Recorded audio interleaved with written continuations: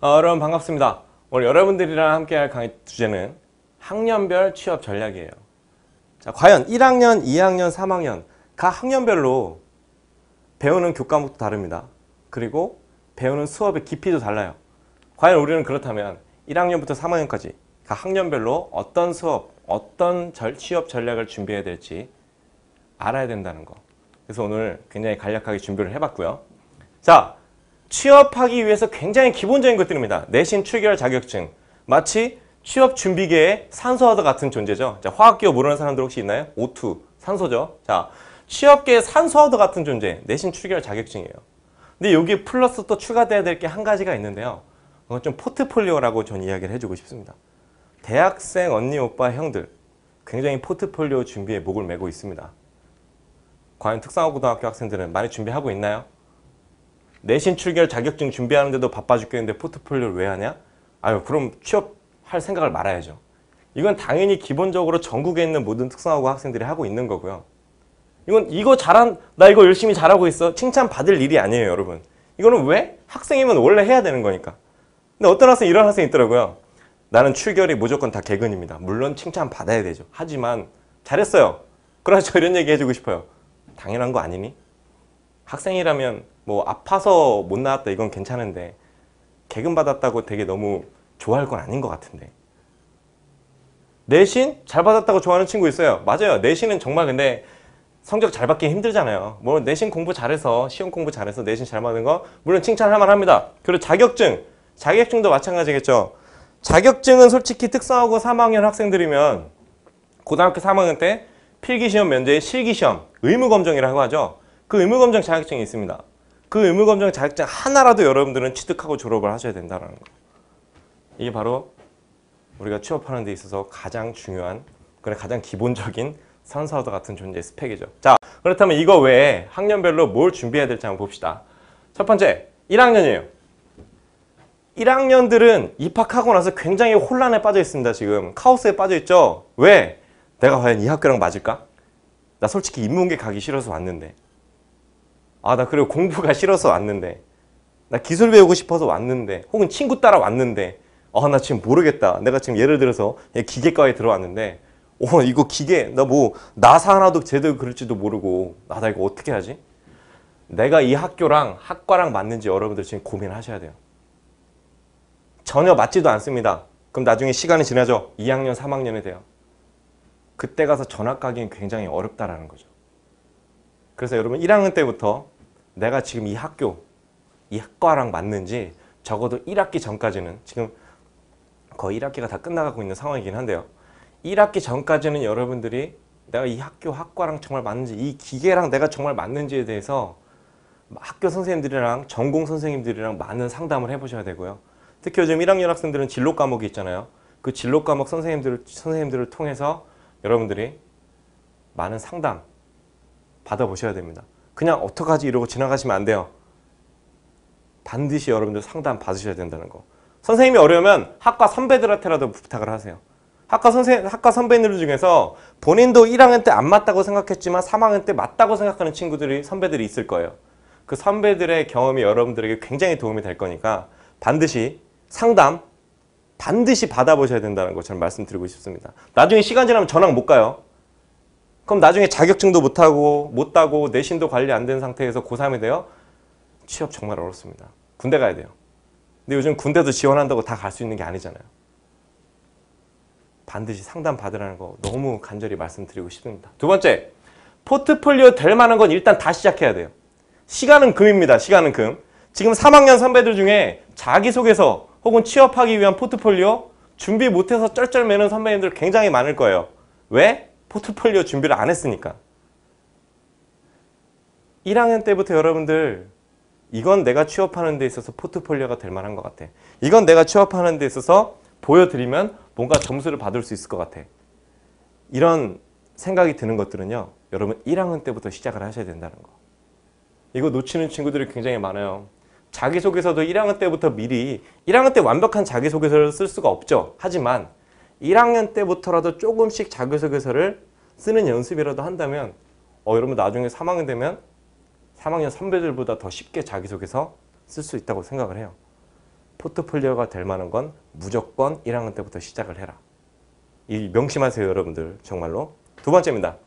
세 번째, 동아리 아무거나 선택하지 마세요. 이거 굉장히 신중합니다. 자, 생활기록부에 여러분 동아리 어떤 거 했는지 다 기록이 되어 있어요. 그러면 예를 들어서 배드민턴 동아리야. 아무 생각 없이 난 그냥 배드민턴 동아리를 했어. 또는 아무 생각 없이 그냥 독서 동아리에 갔어요. 동아리도 여러분들 포트폴리오 중에 하나예요. 이 교내 활동 중에 동아리가 있는데 이 동아리 활동 여러분 취업하는 데 있어서 혹은 자기소개서 면접을 보는 데 있어서 굉장히 중요한 점으로 작용을 할 수가 있습니다. 나중에 취업을 할 때 면접 볼 때 얘기할 수 있겠죠. 네, 저는 독서 동아리를 가입했습니다. 왜 독서 동아리를 가입했나요? 또 물어볼 거예요. 그럼 우린 뭐라고 얘기해요? 예, 저는 배드민턴도 좋아하고 탁구도 좋아합니다. 농구도 좋아합니다. 이런 동아리가 있긴 했지만 전 나중에 취업을 할 때 더 많은 정보를 알고 많은 지식을 쌓기 위해서 독서 동아리에 가입해서 3년 동안 동아리 회원으로 있었습니다. 물론 너무 상술적으로 이용하는 것 같기도 해요. 하지만 그래도 여러분들 취업하는 데 스펙을 쌓기 위해선 동아리도 굉장히 중요한 부분을 작용한다는 거 명심하시면 굉장히 좋을 것 같고요. 그렇다고 지금 이미 학기가 시작됐잖아요. 동아리에서 나 농구 동아리인데 배드민턴 동아리인데 그만두시면 안 돼요. 지금 결정한 동아리는 쭉 가시고요. 앞으로 2학기 때나 뭐 2학년 때 동아리를 선택할 때는 좀 더 신중하게 고민을 해보셔야 된다는 거 말씀드리고 싶습니다. 그리고 ITQ 워드 프로세서 취득하기. 중소기업 인사 담당자들 몇 분을 알고 있어요. 네, 그분들이 제가 특성화고 강의 나가는 걸 아니까 이런 이야기, 이런 부탁을 하시더라고요. 예, 강승구 선생님 제발 부탁을 드리는데 특성화고 졸업한 학생들 이제 취업을 나옵니다. 그 학생들이 제발 ITQ 자격증을 따고 나올 수 있게 해달라고. 여러분들 갑자기 이런 생각이 들죠? 우리 교과목 시간에 ITQ 있는데 또는 방과후 수업에 ITQ 있는데 그런 생각 맞아요. 학교에 특성화고등학교 졸업했는데 ITQ 자격증이 없다? 이 친구는 마치 특성화고등학교에서 취득하는 산수화도 같은 자격증을 취득하지 않은 거랑 마찬가지거든요. 자, ITQ를 왜 그분들이 말씀을 하시냐면요. 우리가 취업을 하게 되면 엑셀이랑 파워포인트를 굉장히 많이 합니다. 그러면 이 담당자님이 이런 얘기를 하세요. 엑셀에다가 1부터 197까지 숫자를 써야 되는데 그럼 우리 어떻게 써요 보통? 맨 첫 번째 셀에다가 1 쓰고 그 다음 어떻게 해요? 드래그 쭉 내리죠? 근데 이 친구들은 어떻게 했냐? 1, 2, 3 이러고 178까지 씁니다. 얼마나 월급 주는 사람 입장에서는 답답하겠습니까? 또 하나, 여러분 혹시 엑셀에 정렬이 어디 있는지 아세요? 정렬? 깔때기 모양 같이 생긴 거 우측 상단에 있잖아요. 그리고 오름차순, 내림차순 이런 거 어떻게 하는지 기본적으로 알고 있을 거예요. 또 알아야 돼요. 근데 이거 모르는 사람들은요. 숫자를 정렬을 해야 되는데 1부터 99까지 있는데 이게 순서가 뒤죽박죽으로 되어 있어요. 그럼 우리는 보통 드래그해서 정렬 버튼을 누릅니다. 오름차순, 내림차순으로 하죠. 근데 이 친구들은 그 기능을 모르니까 어떻게 할까요? 1, 8, 9, 23, 12 이렇게 있으면요. 이 숫자 하나하나를 컨트롤 X로 옆에다가 컨트롤 X, 컨트롤 V, 컨트롤 X, 컨트롤 V에서 숫자별로 순서대로 나열하는 친구들이 있어요. 마지막 한 가지만 더 얘기할게요. 여러분 혹시 파워포인트에서 차트 만들 줄 아나요? 네, 차트 굉장히 중요합니다. 차트는요, 여러분들 파워포인트 제가 이거 디테일하게 알려드릴게요. 파워포인트에서요, 삽입 버튼을 누르면요, 거기에 차트가 있습니다. 그 차트 버튼을 누르면요, 여러분들이 선택할 원하는 모양의 차트 그림들이 나와요. 그걸 선택을 해서 숫자를 입력하면 되는 건데 이것조차도 못하는 특성화고 학생들 많이 있다고 합니다. 어떤 학생이 반문을 해요. 선생님, 저는 기술직으로 갈 거라서 파워포인트 엑셀을 못해도 될 것 같은데요. 무슨 소리 하는 거예요. 기술직이면 컴퓨터 안 만질 것 같아요. 기술직이면 컴퓨터로 자료 정리 같은 거 안 해야 될 것 같나요? 반드시 ITQ 정말 자격증 보기 쉽다고 말씀을 하시더라고요. 교과목에도 있을 정도니까. ITQ 자격증은 1학년 때 반드시 취득을 해놓으시는 거. 1학년 때 취득하셔야 돼요. 2학년, 3학년 되면 자격증, ITQ 공부할 시간이 없어요. 반드시 1학년 때 기본적인 자격증 취득하시라고 말씀을 드리고 싶습니다. 그리고 전공 자격증 필기시험 1개 정도는 합격하기. 요즘 특성화고등학교 트렌드가 이런 거라 그러더라고요. 졸업하기 전까지 최소한 자격증, 기능사 자격증, 전공과 관련된 기능사 자격증 3개 따기. 이거 하려면요. 1학년 때 필기시험 정도 하나는 따놔야 돼요. 우리 과랑 맞는, 우리 전공이랑 맞는 기능사 필기시험 하나 정도는 따놓고 2학년 3학년 때 실기시험을 준비해서 취득하는 거. 그래야 여러분들 시간을 좀 절약을 할 수가 있어요. 책 살 시간이 없나요? 책 살 시간이 없는 건 아니죠. 자, 책 살 돈이 없나요? 어머니에게 간절히 부탁하십시오. 어머니에게, 엄마 나 이거 진짜 여러분, 엄마가 안 믿는 이유는 뭘까요? 우리가 그걸로 PC방을 가서 서든 어택을 했기 때문이에요. 그래, 여러분 이제 고등학교 입학했으니까 부모님에게 더 믿음 있는 모습을 보여드려야 됩니다. 아니면 정 엄마가 안 믿으면 학교 선생님의 인증을 받아서라도, 학교 선생님의 추천서를 받아서라도 나 이 기능사 책을 사야 된다고 말씀을 하시고요.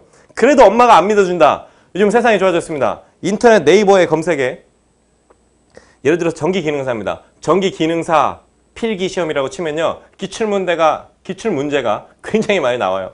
그거 문제 답만 달달달 외워도 70점 정도는 맞아서 합격할 수 있으니까요. 이 방법을 활용해서라도 반드시 1학년 때 전공 자격증 필기는 합격을 해두시라. 이 얘기를 하고 싶습니다. 자, 다음은 2학년. 그리고 죄송합니다. 자, 1학년. 1학년 학생들 중에 이런 생각하는 친구 혹시 있나요? 대학을 가겠다고. 나는 대학을 가기 위해서 특성화고에 입학한 친구들.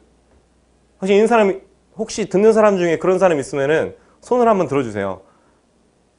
네, 안 보이겠죠, 저는. 그죠? 자, 근데 저는 장담컨대 굉장히 많은 학생들이 손을 들었다고 생각을 합니다. 특히 특성화고 학생들은. 마이스터고 학생들은 거의 취업 마인드가 굉장히 거의 강한 친구들이 들어오는 거죠. 근데 특성화는 본인에게 자유를 주기 때문에 취업을 하든 대학을 가든 본인의 선택에 따라 달라지는 거예요.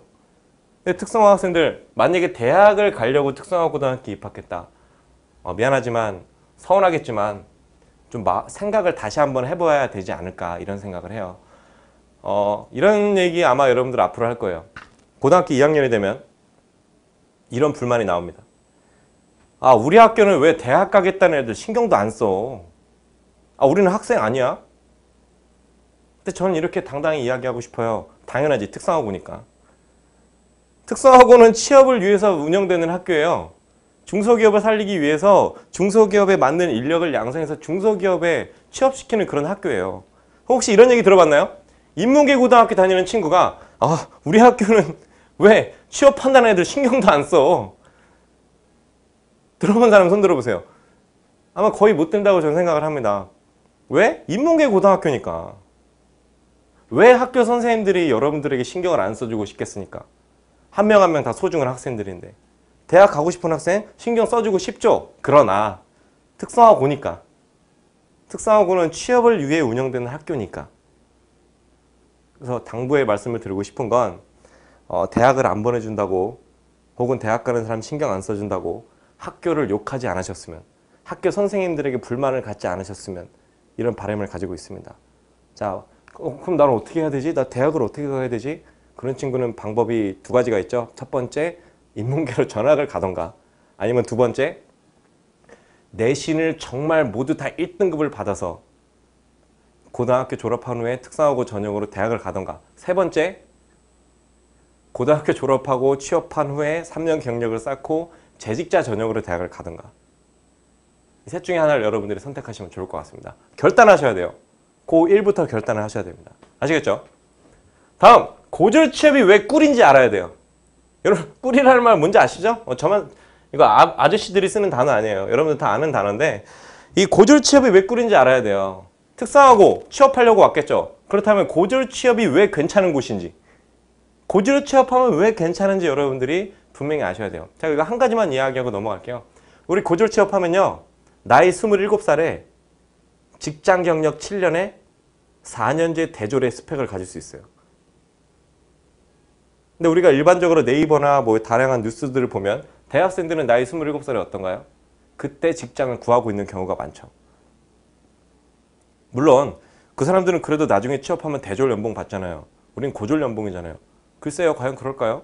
우린 나이 27에 직장 경력 7년에 4년제 대졸인데 그때도 우린 과연 고졸 연봉을 받을까요?